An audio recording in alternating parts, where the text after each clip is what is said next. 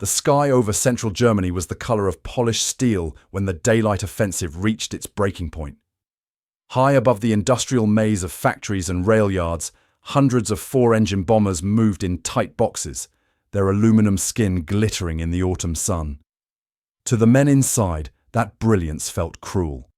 It illuminated them to every gun, every searchlight, every waiting fighter in the Reich. What was meant to be a demonstration of technological confidence became, in a few harrowing hours, a stark lesson in vulnerability. What you just saw was one file. The Cold War was fought in secrets like this.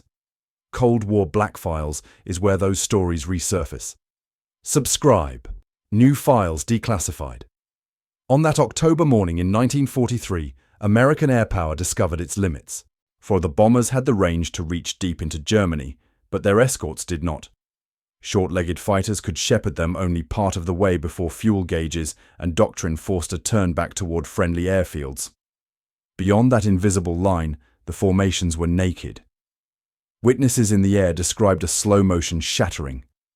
Fighters from every direction tore into the formations, picking apart stragglers, splitting boxes, and forcing gaps that cascaded into chaos. Crews watched as their comrades fell out of the sky in smoking spirals. The arithmetic of daylight bombing, precision, protection, persistence, suddenly looked brutally one-sided.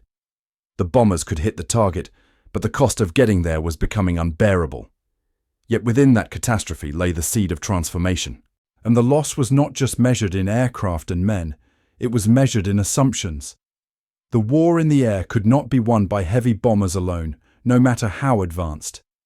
Something had to change in the way long-range escort was conceived, designed, and deployed. Across the Atlantic, in the cool hangars of Britain, engineers and test pilots were wrestling with a different problem. The Allies had an airframe that had arrived quietly, almost anonymously, a sleek, fast fighter built by an American company better known for trainers. On paper, it was promising. In the air at low altitude, it was impressive. But at the heights where strategic bombing took place, its performance faltered. Its engine, reliable and rugged, simply could not breathe well enough in thin air to match the best German interceptors. Most observers saw this as an unfortunate limitation and little more. Procurement officers had already moved on to other aircraft. Production lines were set, contracts signed, and bureaucratic momentum was not easily redirected. In wartime, compromise often hardens into orthodoxy, but not everyone accepted that verdict. In a provincial English airfield, a test pilot with a mechanic's mind and an engineer's curiosity took a closer look. He had no formal authority to alter foreign designs, no mandate to reshape Allied air strategy, and no invitation to challenge transatlantic procurement decisions. What he did have was a deep understanding of engines, aerodynamics, and what happened when theory met reality at 20,000 feet. During a routine evaluation flight, he pushed the American fighter higher and faster than most had dared. The result was revealing. The airframe itself was not the problem. It sliced through the sky with grace, stable, responsive, and remarkably efficient. The weakness lay entirely in what powered it. In the same hangar sat another machine, a British engine that had already proven itself at altitude, a masterpiece of supercharging that allowed pilots to maintain power where others gasped for air. It was the beating heart of Britain's most successful fighters, refined through years of combat and iteration. The idea that followed was deceptively simple and profoundly disruptive. What if the American airframe and the British engine were united? To suggest such a marriage was to challenge layers of national pride, industrial policy, and wartime logistics. American manufacturers were wary of relying on foreign power plants, and British officials were protective of their technological crown jewels. Military planners, burned by recent losses, were desperate for solutions, but cautious of anything that might slow production. Still, the test pilot could not let the notion go. He put his thoughts to paper in a blunt memorandum that sidestepped protocol and ignored diplomatic niceties. It argued, with the clarity of someone who had felt the aircraft in his hands, that pairing the American design with the British engine would create something entirely new, a fighter fast enough at altitude to stay with the bombers all the way to the heart of Germany and nimble enough to hunt enemy aircraft on the return. The memo was, in a technical sense, illegal. It crossed lines of authority and interfered in procurement decisions far above his rank. But it also carried the undeniable weight of experience and urgency. What followed was a bureaucratic struggle as intense as any dogfight. Committees debated, ministries stalled, and manufacturers worried about costs, tooling, and political fallout. Some saw the proposal as brilliance, others as dangerous overreach. Behind closed doors, arguments raged about resources, national prestige, and who would receive credit if the gamble succeeded, or blame if it failed. While the paperwork churned, a small group of engineers and mechanics quietly took matters into their own hands. In a converted hangar, they began fitting the British engine into the American airframe, improvising mounts, reworking systems, and solving problems that official channels said were too complex or too risky to attempt. The first test flights were tense, almost clandestine. No grand announcements, no press coverage, just a lone aircraft climbing into the grey English sky. When it leveled off at altitude and accelerated with effortless power, those watching from the ground knew they were witnessing something extraordinary. Performance figures exceeded expectations. Where the original fighter had struggled, this new hybrid soared. It could now reach the heights of the bomber stream, maintain speed, and still carry enough fuel to accompany the heavy formations deep into enemy territory. In one stroke, the daylight bombing dilemma had a potential answer. Once word spread, resistance began to crumble. The British, recognizing the strategic value, moved to convert more airframes. Meanwhile, across the ocean, an American automaker with vast industrial capacity agreed to license produce the engine, ensuring that production could scale to meet wartime demands.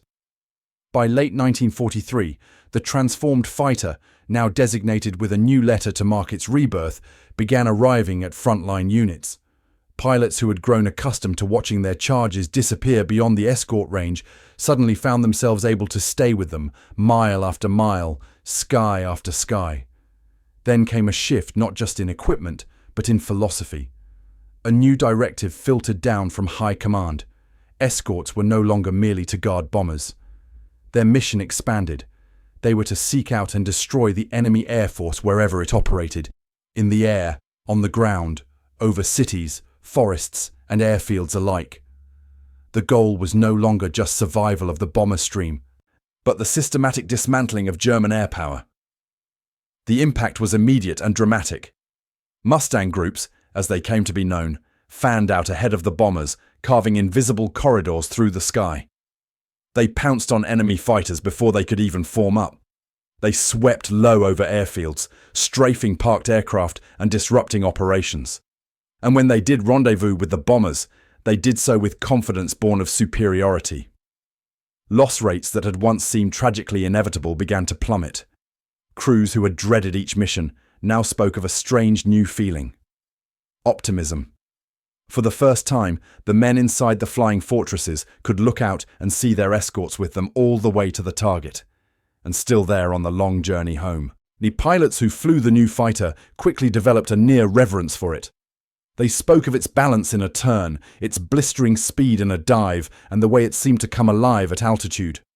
Some would go on to become legendary aces, their victories inseparable from the machine that carried them.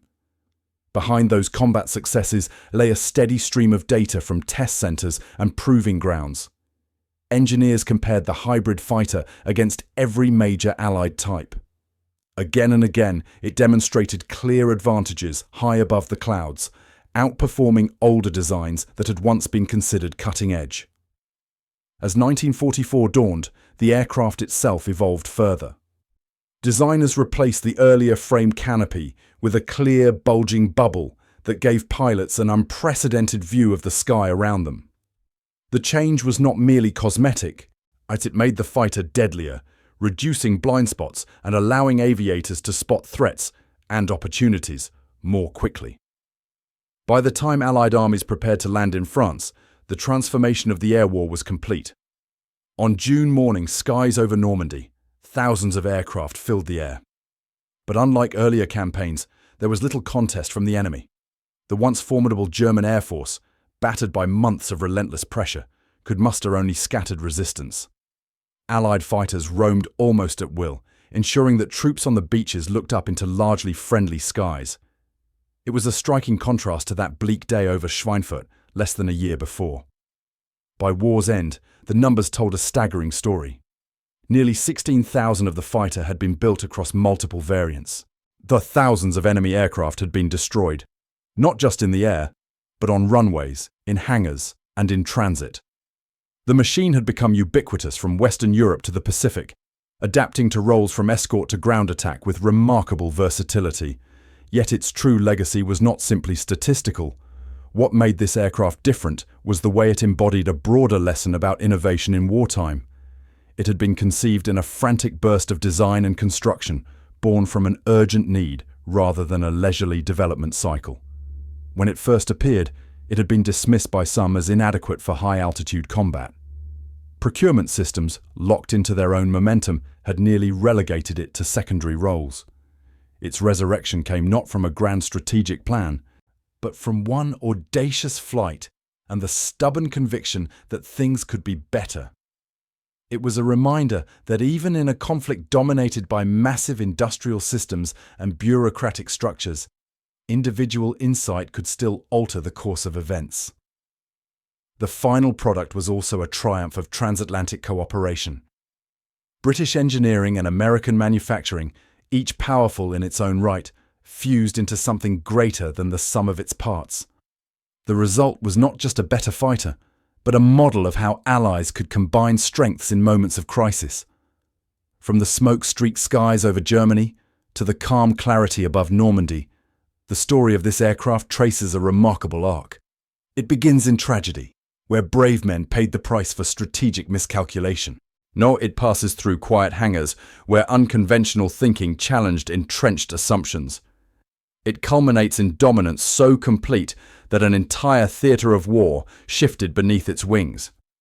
The roar of its engine became one of the defining sounds of the late air war, a deep, powerful growl that echoed across fields, cities, and coastlines. To some, it was the sound of protection. To others, the sound of impending doom. In the end, the fighter proved something profound about modern warfare: that technology, doctrine, and human judgment are inseparably linked. Machines do not win wars by themselves.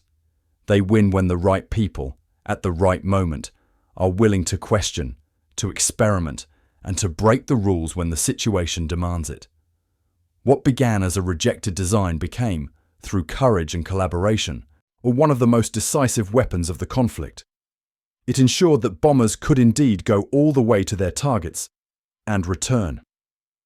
More importantly, it helped break the enemy's grip on the sky, clearing the path for victory on the ground. This is not just the saga of an aircraft.